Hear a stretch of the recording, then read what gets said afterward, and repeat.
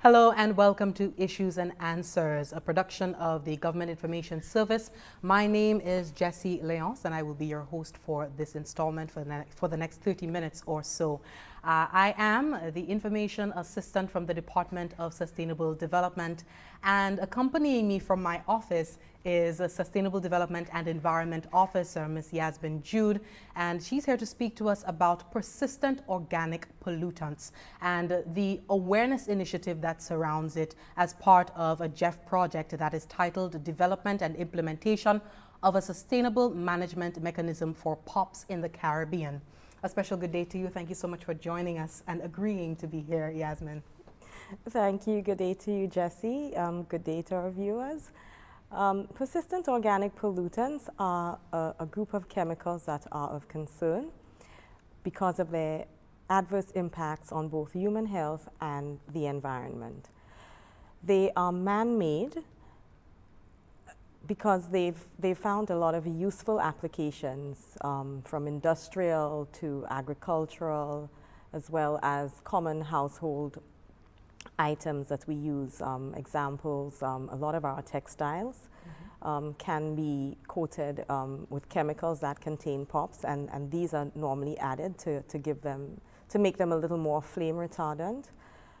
We find them in electronic and electrical equipment, some pesticides in the past like DDT, aldrin, you've heard of chlordicone in Martinique. These all are persistent organic pollutants.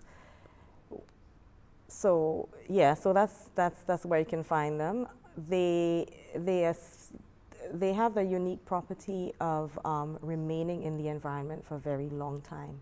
So once they're released into the environment, they enter the air, the soil, water. They can contaminate food, and they stay there for years, and that's because they are not broken down by any known natural processes. So that's concern. They're transported over very long distances because they're very mobile, very volatile. So they're carried with air currents, ocean currents. They have the ability to accumulate in the fatty tissue of organisms, and as we move up the food chain really describes the feeding relationships between organisms in an environment, starting with plants, then things like herbivores like the cows, and then us humans. As we move from one level to the next, as we get progressively higher, the amount of those persistent organic pollutants increase. So the concentration in each organism, as you go up the chain, it actually increases. So that's of concern. And last but by no means least, they're very toxic. They have been known they're associated with a number of cancers, reproductive disorders, birth defects, to name a few, in both wildlife and in humans. Okay. They also compromise our immune systems as well, so our ability to fight disease can be compromised. Okay. Speak to us about the interventions at the global level that have essentially brought us here down to the regional and national level, trying to spread awareness, and as well as other initiatives to reduce the impact of POPs. Okay, so recognizing these adverse impacts of persistent organic pollutants, or POPs as we affectionately call them, there was concerted global effort to get rid of POPs, to rid the world of POPs. And so in 2002, the Stockholm Convention on Persistent Organic Pollutants was born. Essentially, the objective of that agreement, multilateral environmental agreement, is to reduce or eliminate the emissions of POPs. Okay, And St. Lucia for the last 20 years has been part of this effort. We are party to the convention, and so we have made commitments, legally binding commitments, to reduce our releases. And so the project which Jessy spoke to, the long name, it's really about developing and implementing a mechanism to deal with those very noxious substances. In effect, through this project, we have been able to accomplish quite a bit. The project first started in 2015. It's now in its final stages. We were able to update our national implementation plan.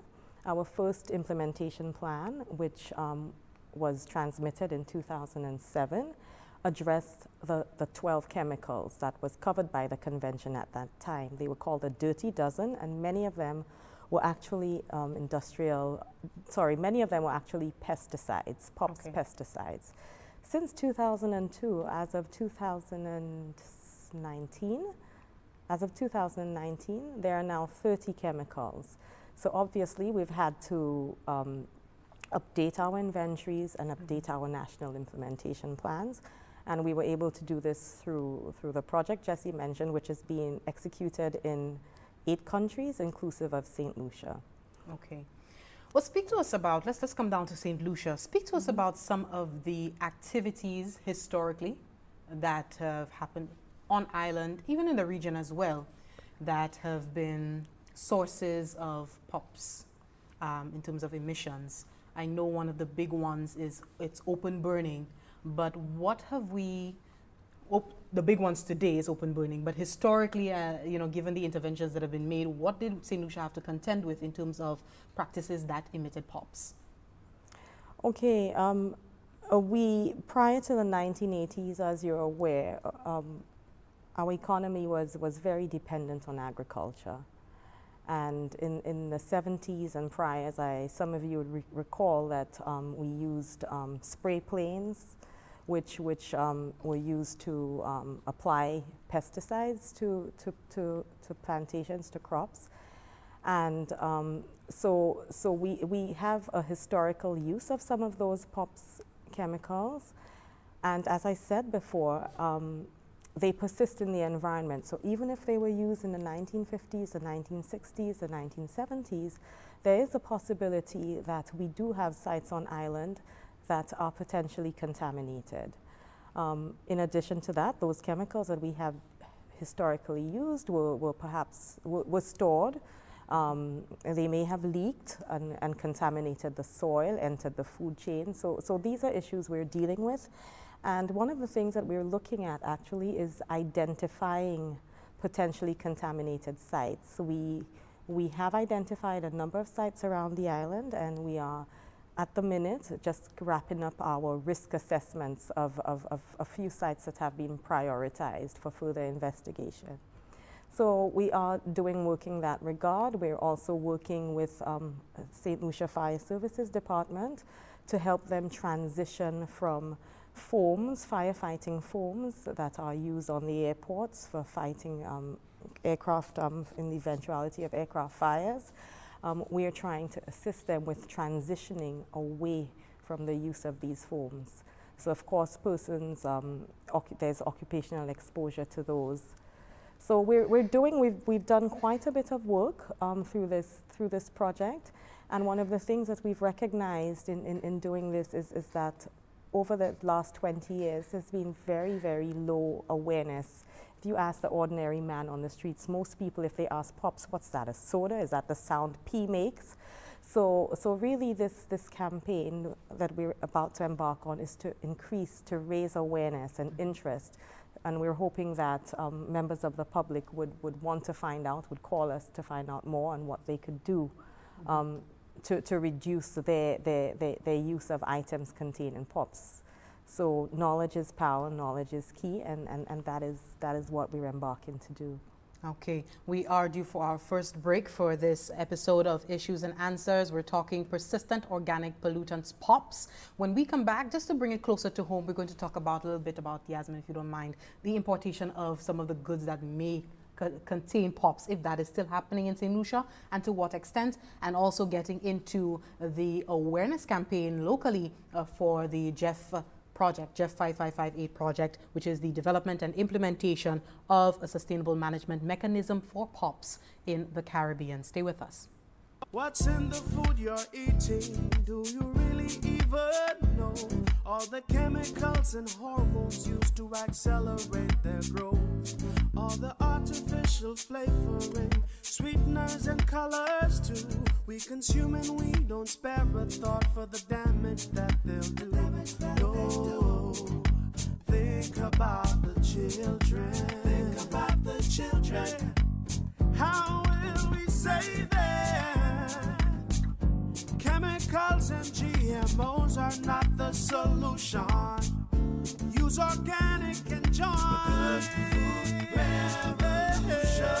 Excessive agrochemical use, additives, and genetically modified foods are harmful to health and the environment. Join the good food revolution. Grow, buy, and consume organic. A message from Rise St. Lucia and the Ministry of Sustainable Development with funding from the GEF Small Grants Program, UNDP. The good food revolution.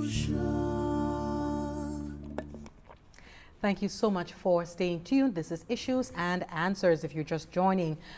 The Department of Sustainable Development in St. Lucia has kickstarted a campaign to draw awareness to the plight of persistent organic pollutants. It is a global issue being faced by many countries. We are not the greatest offender in terms of emitting POPs, but we are being affected by it, and it is in our environment. We are being, we have to confront it and do whatever little we can to reduce the effects, the impact of POPs. I'm speaking to Ms. Yasmin Jude from the same office as I am from, and she is the officer looking over the project, the Jeff 5558 project, which is the development and implementation of a sustainable management mechanism for POPs in the Caribbean. And as I said, we have the awareness campaign that has been kickstarted by the department. But just to give you a better understanding of what POPs are, their impact, sources, more definitions, I just want to ask you, Yasmin, we went over the impact of POPs through the agricultural sector, industrial processes, but at home, at the household level, when someone opens their pantry or their cleaning cupboard, what sort of, are there still POPs products that they may be bringing into their homes? What are we importing into St. Lucia in terms of cleaning products, appliances that are emitting POPs, and what is being done to reduce the importation levels? Okay, I'll start with the POPs pesticides because they're easiest. Out of the 30, I think less than half of them are actually covered by our Pesticides and Toxic Chemicals Control Act. However, there's been administrative measures taken by the Pesticides and Toxic Chemicals Control Board, whereby any pesticide coming in that contains POPs would not be allowed for registration or for use or for import. So while not all of them are actually covered currently under the current act, there are measures that are being taken administratively to ensure that we don't import any more of these. In terms of the stocks of pesticides that may have contained POPs, obsolete stocks, these had been identified, packaged, and exported for environmentally sound disposal in the UK. So that was done, I think, about 2016.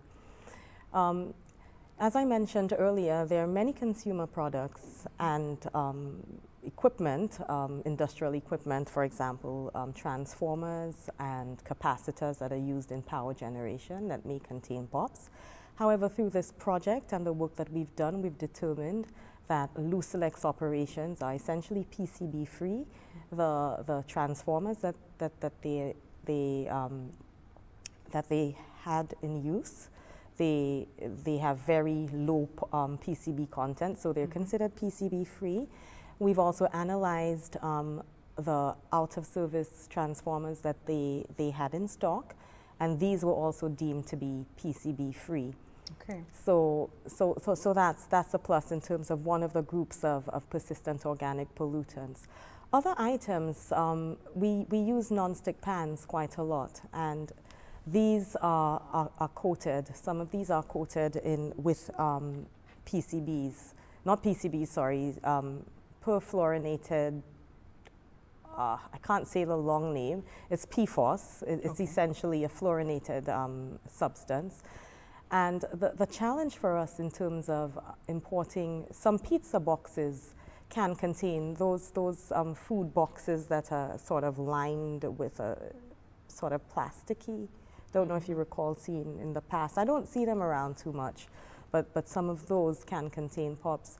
So it's kind of difficult for us to identify some common consumer items that have POPs because they're not labeled as such. So manufacturers, So manufacturers are reluctant to say what's in them. Some adhesives and paints can contain POPs. So these, in terms of controlling the import, it's a little more challenging, and we have work to do in that regard.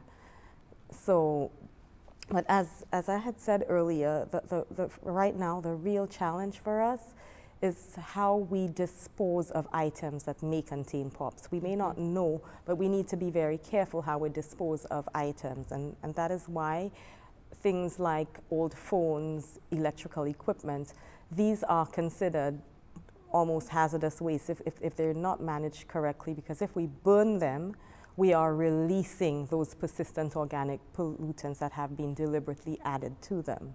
So that is why open burning for us is something that we would really want to encourage the public to stay away from.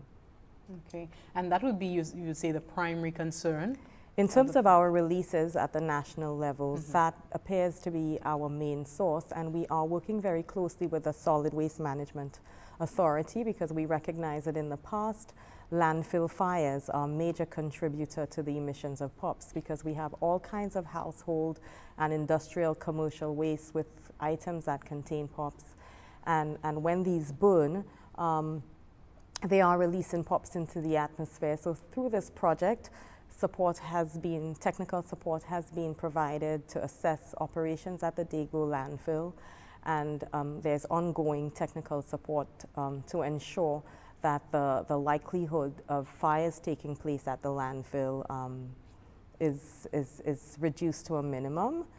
And as part of this, to be launched soon, I would not want to steal their thunder and wait until that happens, but just to alert you that there is a green waste composting facility that has been established at the Dago landfill, and the idea is to divert green waste away from the landfill so that they can be composted, okay? So and used as cover for the landfill, etc. So it will also reduce the likelihood if there's a fire. If we have a lot of fuel in the heap at the landfill, of course, we're going to have more emissions. So these are some of the measures that we have been taking. So speak to us about St. Lucia and the rest of the participating countries in this project, where they stand as compared to the rest of the world in terms of meeting the agreement, the Stockholm Convention. Do we have more work to do? How much more work do we have to do? We're not one of our releases compared to other islands, other regions are quite small. However, we are very vulnerable. Our ecosystems are very, very sensitive, which makes us very vulnerable because our livelihoods depend on the integrity and health of these ecosystems. Our food security can be compromised because if we have contaminated soils, it means that we're eating contaminated food. And one of the challenges that we have at the national level is actually determining whether or not we have any POPs residues in the food that we produce. So, you know, that's a challenge. There's a lot of work to be done, but I think that one step at a time, we're making progress, and we cannot do it alone. The department and the wider government of St. Lucia needs every single individual, household, community, institution to get on board, to be aware of what POPs are, what they can do, what are the sources, and how could you assist in the effort in reducing global emissions of these very toxic chemicals. And on that note, we take our second and final break. When we come back, we're going to be speaking on the awareness campaign that has been kickstarted in St. Lucia as part of the Jeff 558 project, Stop the POPs campaign. Stay with us. Tout le monde say counseling. Kite mwen do mwen bagay, Charles. Depuis mwen fait, PS moun pa jamais counsel. But Glacia, just yesterday you asked me advice about your husband, and we spent over an hour on the cell. Ça c'est counseling? Mwen kwe se zafè moun. Just think about it, Glacia. When you're having difficulty with someone, you ask your friends for advice to help you to deal with your problems. But wouldn't you prefer getting advice from a professional counselor? I hope you're not one of those who think counseling is for crazy people. Mwen yon situation ki bien we, ek mwen bezwen professional counseling. Mais mani l'argent, iche a condition doctor's visit. Don't you know the Ministry of the Public Service has an employee assistance program they call the EAP, which is offering 6 free counseling sessions for government employees? Glacia, why don't you take advantage of it? Really? It's free? Lend me your phone, let me call the EAP unit ASAP. Because I want professional. Did you say free? Free counseling. Boy, Glacia, wow, ou besoin counseling, sir. Call the EAP unit at 468-2269. EAP works. Let it work for you. We are now down to our final segment in this episode of Issues and Answers, speaking on persistent organic pollutants. If you're just joining, we hope you can take a look back at the recorded version. But we have been speaking to Ms. Yasmin Jude, a Sustainable Development and Environment Officer in the Department of Sustainable Development. And she is the focal point here in St. Lucia for the Jeff 5558 project, development and implementation of a sustainable management mechanism for POPs, that is persistent organic pollutants in the Caribbean. Quite a mouthful, but the impact of POPs, emissions more specifically, has been just as huge, if not bigger, in our part of the world. We are, as she indicated, very vulnerable to the effects of these types of pollutants here in the Caribbean. Yasmin, if you could just speak to us about the campaign component of this project, what is being done by St. Lucia and the rest of the region, and why now? Why campaign now? Okay, campaign now because resources are available. Okay, that's the short answer. The short answer. Okay, we've recognized in the Caribbean that many of the participating countries, as I said, have been parties for a very long time, but there's been we have the common challenge of not having monies allocated from our capital budgets to undertake these projects. So fortunately for us, as parties to the convention, we have access to the financial mechanism for the convention, which is the Global Environment Facility. Okay, and through this project, we've recognized in doing the assessments in the various islands that in all participating countries, inclusive of St. Lucia, awareness of POPs, what they were and what the issues were very low. So as a result, a regional communication strategy has been developed, recognizing that the issues are pretty much the same in all of the participating countries. And we've developed a specific, each tailored the implementation of these strategies to be very country specific because we have our own peculiarities. And it's being done now. It's timely because we have just completed a revised version of our national implementation plan for the Stockholm Convention. As a party to the convention, we are required, we have an obligation, international obligation, and legal obligation to say to the rest of the world what our plans for, what measures do we intend to take to reduce our emissions or use of persistent organic pollutants. So that implementation plan covers the 30 chemicals that are currently listed in the annexes of the convention, and it was approved in May of 2021. Mm-hmm.